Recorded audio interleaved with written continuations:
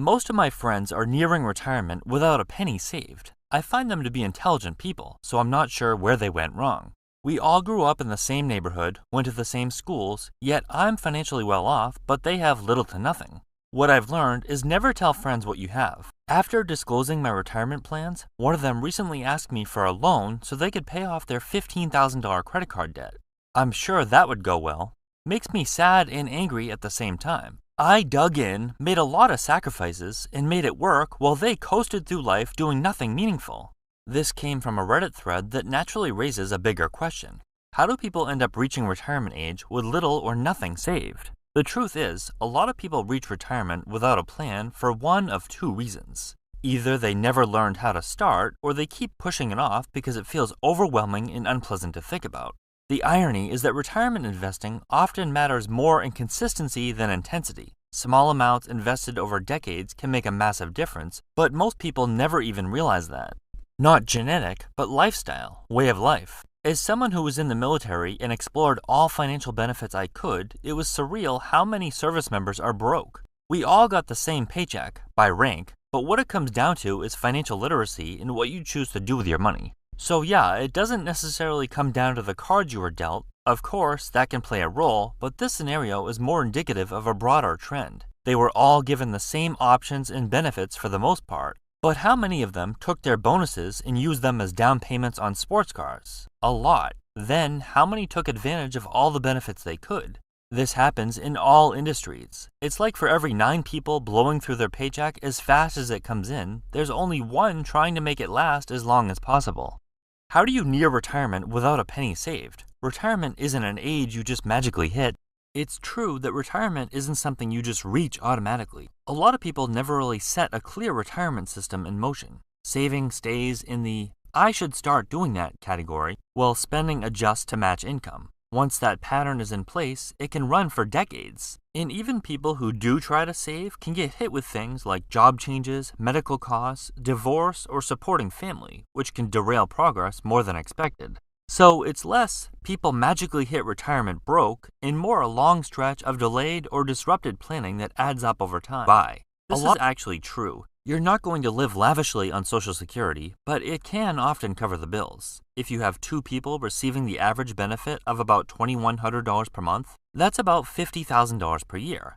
Not a lot, but if you have a very low housing payment, it is possible.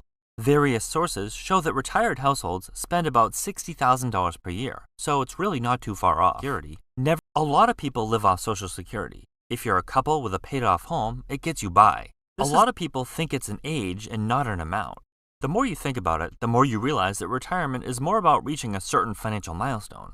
Once you hit your retirement number, you can retire. It could be at age 40 or never. But once you hit retirement age, that doesn't mean you can retire unless you plan on living strictly on Social Security. Never tell anyone what you have unless there is a need to know.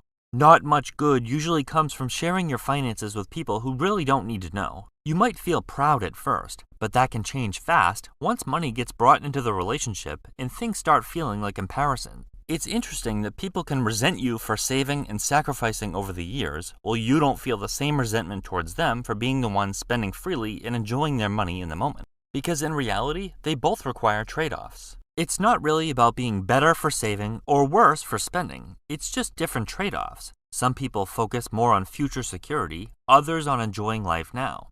Neither is automatically right or wrong, but once you start putting numbers out there, it can easily turn into comparison or resentment instead of anything useful. Saving is hard and not fun. No one really talks about how much they're saving. It's about discipline. Also, being smart about what you can actually afford after paying yourself. Saving isn't really fun at first. It often feels like you're just giving up spending in the present without getting much back in return. But once you build a real nest egg and start seeing it grow on its own, a lot of people actually find that more satisfying than spending money in the first place. Like when you have $10,000 and it grows to $11,000, that's pretty exciting. Not because it's a life-changing amount, but because you notice it moving without any effort. The catch is, you don't really understand that feeling until you've already started and stuck with it for a while. It's something you have to start, stick with, and experience for yourself before it really clicks. And yes, you do have to actually be in a position where you can afford to save something in the first place. For a lot of people, a spending audit could free up room they didn't realize they had. But there are also people who are already so stretched that even cutting back wouldn't realistically create meaningful savings. If it weren't for Social Security, 90% of folks would never retire. The National Institute on Retirement Security found that around 40% of retirees rely on Social Security as their only income source. And even beyond that group, there are plenty more who aren't only relying on it, but still depend on it heavily to make things work month to month.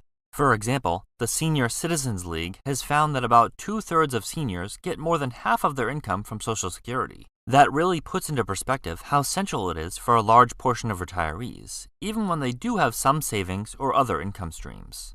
If I didn't have my dad growing up, I would not have the pay yourself first mindset drilled into me. Even as I drift through middle age, my dad still asks, "Are you still contributing to retirement?" Not everyone had this growing up. It helps me with delaying gratification, which is like 90% of saving money. I suspect your friends may not have gotten this sort of early life economic guidance. This brings up an important point. A lot of people just aren't really taught how to consistently set money aside in a way that actually sticks. Some might get a basic economics or personal finance class in high school, but that usually lasts a semester and most people aren't really paying attention to it anyway. What tends to matter more is whether you grow up around someone who actually lives it, parents or a role model who consistently talks about saving, planning ahead, and making trade-offs. That kind of reinforcement is hard to replace, and for a lot of people, that's missing, not only because no one taught them, but because the people raising them often weren't in a strong financial position themselves, so they couldn't really pass on habits they never fully developed either. On top of bad decisions, I think a lot of people don't understand basic investing. They don't know what to do. They think it's too complicated. They might look at it like gambling.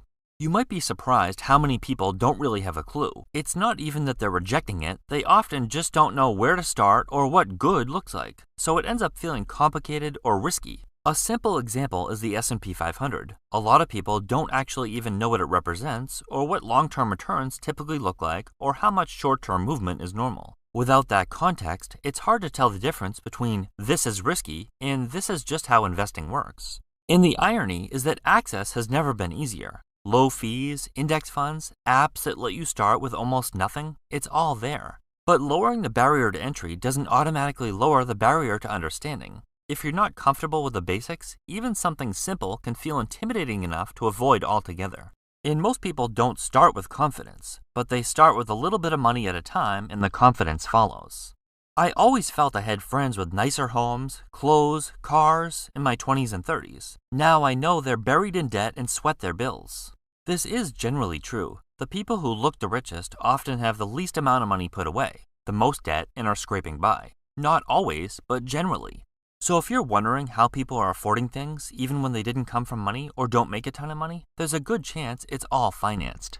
So what do you think leads so many people to reach retirement age with little or nothing saved? Is it mostly due to circumstances outside their control or more about choices they make along the way? And do you think there's any real benefit to sharing your financial situation with other people?